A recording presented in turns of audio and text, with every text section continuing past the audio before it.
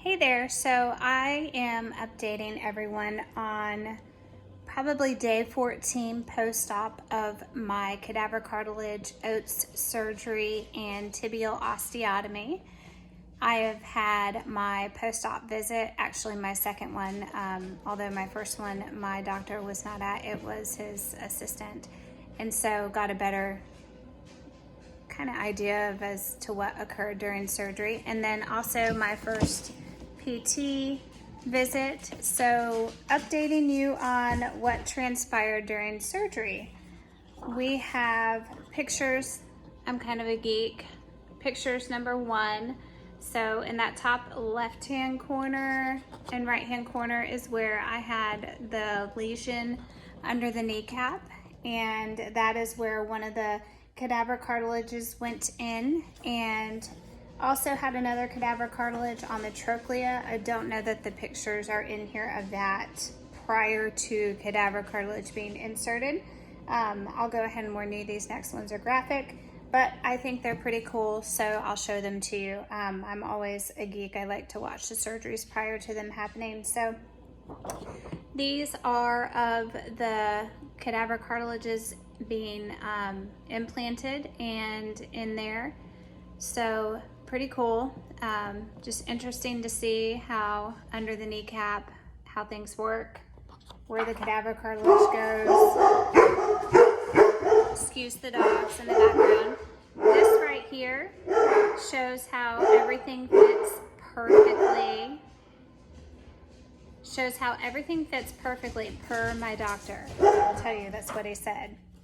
And then this last one I will show you is just, let me see, is that upside down? This is it.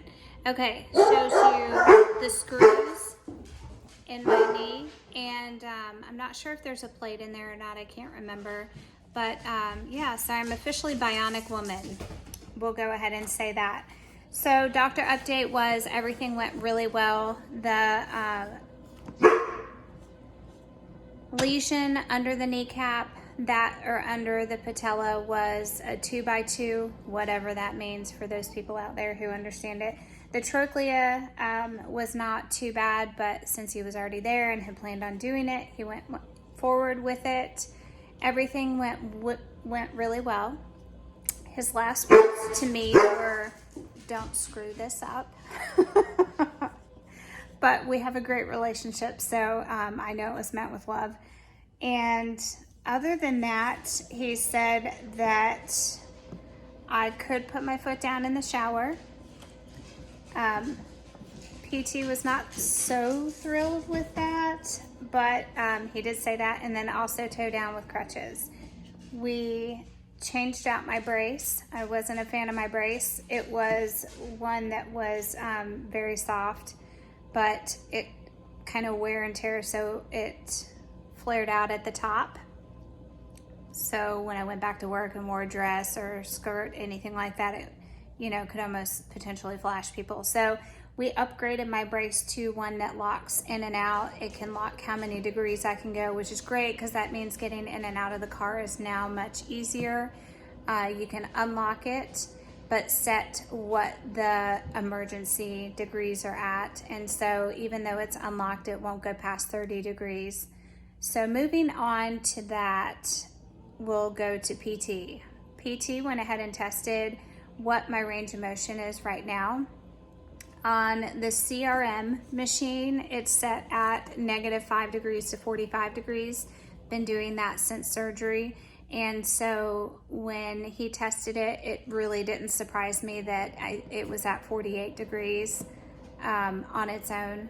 48 or 58, I'm not 100% sure. I know that's awful.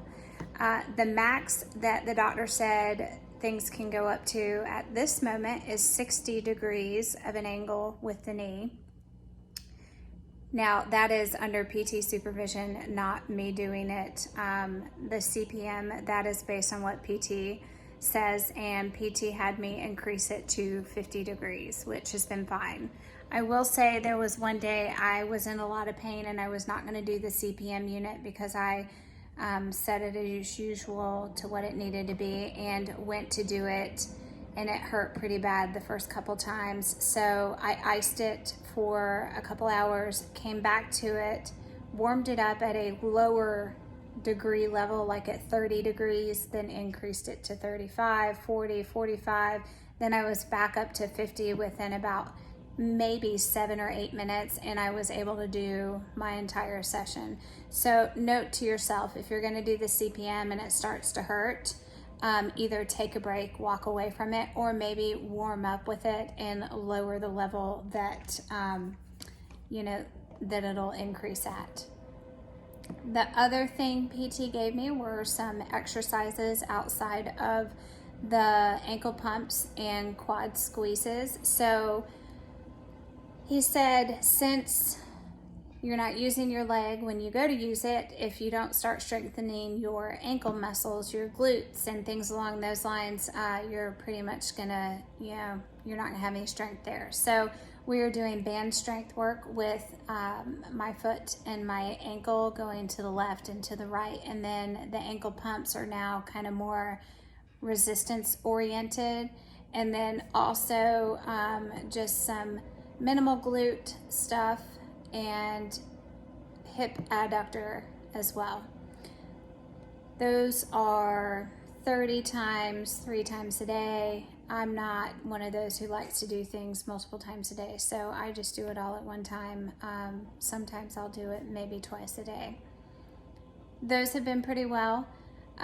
Pain has still not got to a point where I'd prefer it to be. I'd prefer to be, not taking anything as far as pain meds go at 2 weeks. However, I will say I've been back at work and probably overdid it, even though really I had my leg up, but I had one meeting every day, which required me sitting in a car and then being at a meeting and then coming back, sitting in a car. So hours with my leg just at the lowest possible level. But we all live in a reality that we just, I have to work. So that's where I'm at. I think if I'd been at home and had everything the way it needed to be, I might be in a better spot as far as the pain level goes. So not unbearable.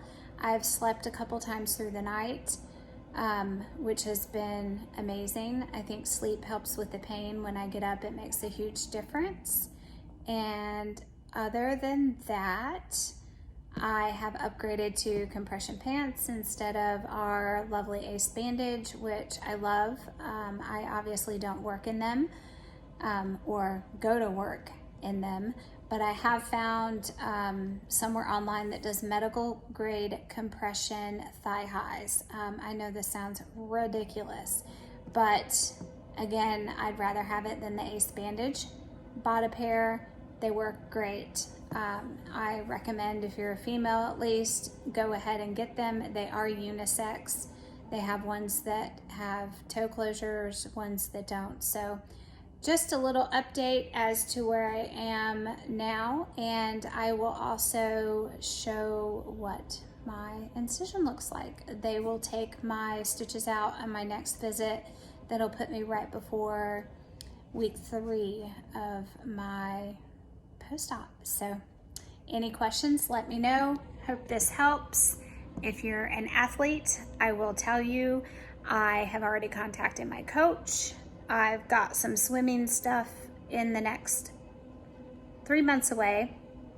I did get on the Vasa machine. If you don't know what that is, you will have to Google it or just look on my page. You'll see some other videos of me doing that.